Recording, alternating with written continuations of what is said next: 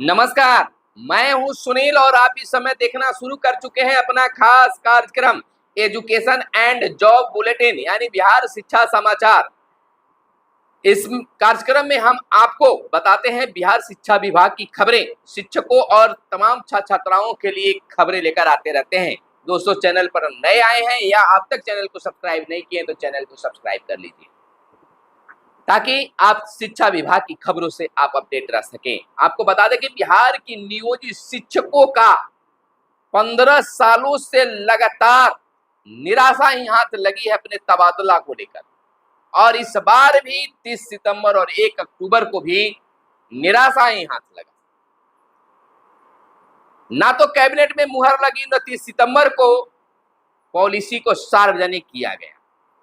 आखिर कब होगा नियोजित शिक्षकों का तबादला और पोस्टिंग? नियोजित शिक्षकों का पोस्टिंग और बीपीएससी शिक्षकों का तबादला कब किया जाएगा? विभाग कुछ भी क्लियर नहीं कर पा रही है। 15 दिनों का मोहलत मिला था कमेटी को पॉलिसी बनाने के लिए, लेकिन महीने गुजर रहे हैं। आखिर ऐसा क्यों, प्रश्न करते हैं शिक्षक।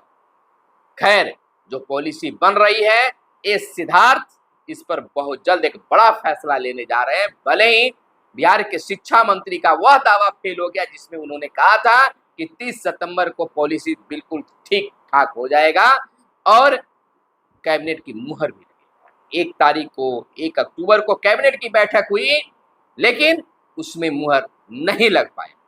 देखना भी यह होगा कि आखिरकार वह पॉलिसी का जो फाइल है कहां पर अटकी पटकी भटकी है।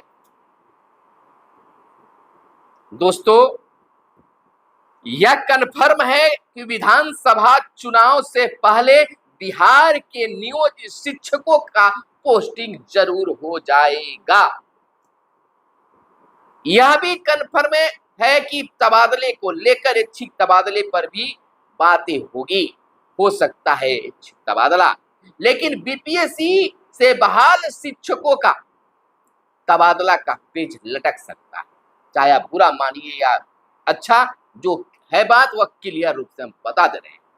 दूसरी बात हम बता देते हैं कि बिहार में शिक्षकों के बीच दशहरा पर्व की छुट्टी को लेकर मांगे बुलंद हो रहे हैं और हर तरफ बवाल मचा हुआ है।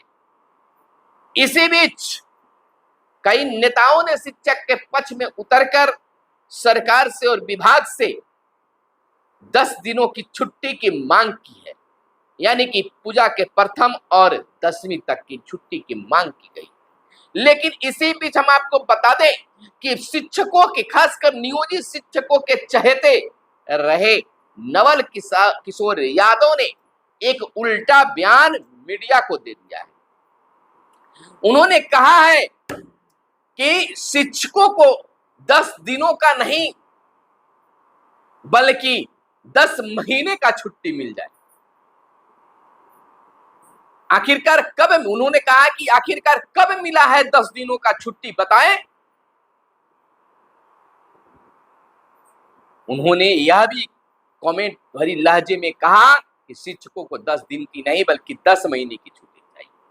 उन्होंने साफ शब्दों में मुखर होकर कहा कि शिक्षक भी अपने बच्चे को अपने स्कूल में पढ़ाएं, सरकारी स्कूल में पढ़ाएं, तब समझ में आएगा कि छुट्टियों का कितना बड़ा महत्व है।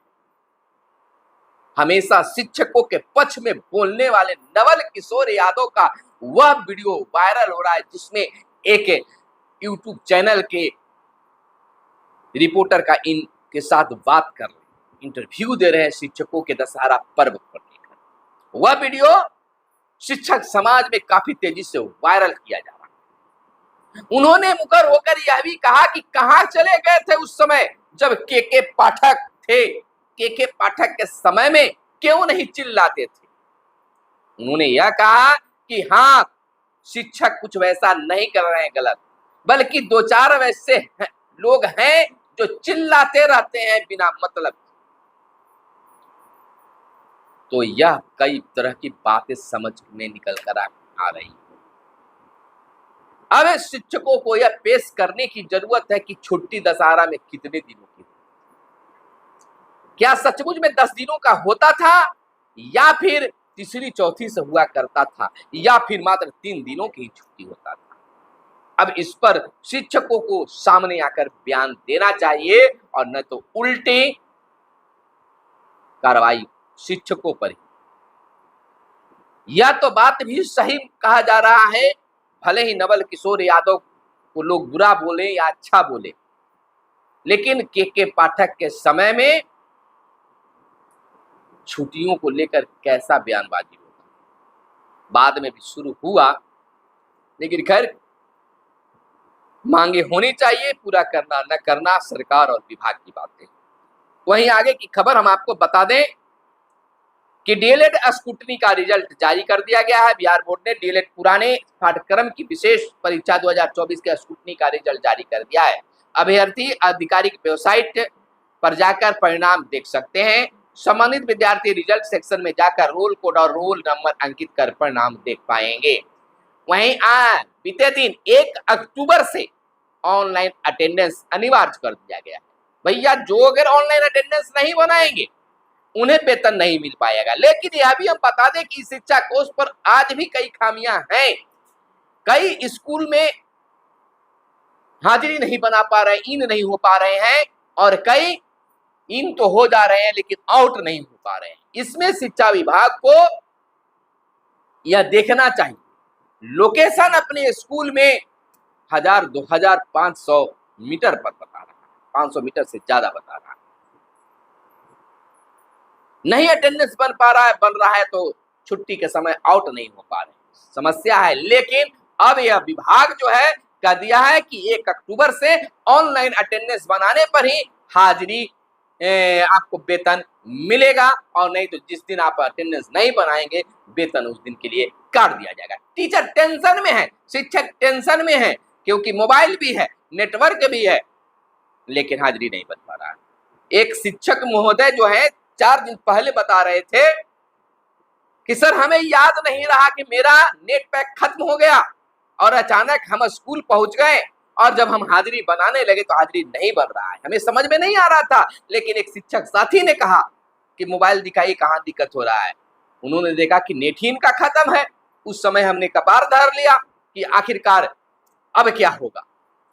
किसी तरह से वहां पर एक शिक्षक नॉलेज वाले थे, उन्होंने वाईफाई दिया और उसके बाद उनका अटेंडेंस बन सका। ये अब बहुत सारी समस्या है जो सरकार को, विभाग को समझनी। 9 वर्षों में 4000 रसोइया और सहायकों का निधन हो गया, एक आंकड़ा सामने आया है। 2 लाख से अधिक रसोइया और सहायक 67,000 स्कूलों में कार्यरत। 3500 के आश्रितों को 4-4 लाख का अनुदान अनुग्रह अनुदान राशि जारी किया गया है। नियुक्ति में विधवा, एससी एसटी का प्राथमिकता रही है।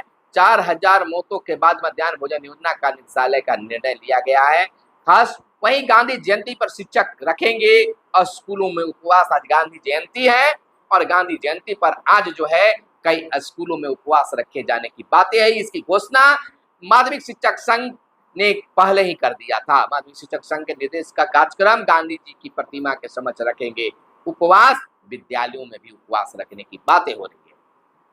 सेल्फी लेकर हाजिरी बनानी है, इसलिए हर दिन 45% से अधिक आंख से दिव्यांग शिक्षकों की ऑनलाइन नहीं बन रही है हाजिरी। यह रिपोर्ट सामने आ गई है। बिहार के विभिन्न जिलों में कार्यरत है औसतन 45% आंख से दिव्यांग शिक्षकों की ऑनलाइन हाजिरी नहीं बन रही है। इससे वह शिक्षक स्कूल अटेंडेंस सिस्टम में अनुपस्थित दिख रहे हैं, जबकि आंख से दिव्यांग शिक्षक हर दिन स्कूल आते हैं और बच्चों को पढ़ाते हैं, लेकिन उनकी हाजिरी नहीं बन पाती। इस शिक्षा कोष पोर्टल में शिक्षकों को सेल्फी लेकर अपलोड करना है, जबकि आंख से दिव्यांग शिक्षक सेल्फी लेने में असमर्थ हैं। सेल्फी लेने के लिए भी वह दूसरों के भरोसे हैं। ऐसे में किसी दिन दिव्यांग शिक्षकों की देर से हाजिरी बनने की वजह से वह अनुपस्थित दिखते हैं। जानकारी के मुताबिक बिहार में लगभग 2200 दिव्यांग शिक्षक हैं। ऐसे में हर 900 से अधिक शिक्षक हर दिन अनुपस्थित होते हैं। तो ये दिव्यांगों के साथ साथ जो बेहतर अच्छे शिक्षक है उनके साथ भी समस्या आ रही है। रेलवे में तकनीकी पदों के लिए आवेदन आज से शुरू हो जाएगी। रेलवे भर्ती बोर्ड फिर से तकनीकी भर्ती के लिए आवेदन प्रक्रिया शुरू करेगा। इस संबंध में अधिसूचना जारी कर दी गई है। आवेदन 2 से 2 अक्टूबर यानी आज से 16 अक्टूबर तक लिया जाएगा। वहीं पढ़ाई छोड़ चुके लोगों को साक्षर बनाएंगे अब बीएड छात्र। बीएड कॉलेजों में शुरू होगा कार्यक्रम उल्लास। बीएड कॉलेजों में मेंटर की भी होगी नियुक्ति। तो यह बड़ा कार्य बीएड के छात्रों के द्वारा किया जाएगा, विशेष बातें हैं। इधर विद्यालयों में बाल परिवहन समिति बनेगी। स्कूल बस में पैनिक बटन, अग्निशामक यंत्र आदि की होगी जांच। तो सरकार भी इस पर खास नजर बनाए हुए है। तो खास इसमें सुधार होने की बात हो रही है। शिक्षकों के ट्रांसफर पोस्टिंग की पॉलिसी पर विभाग ने लगाई मुहर। ये अखबार भी छपा था।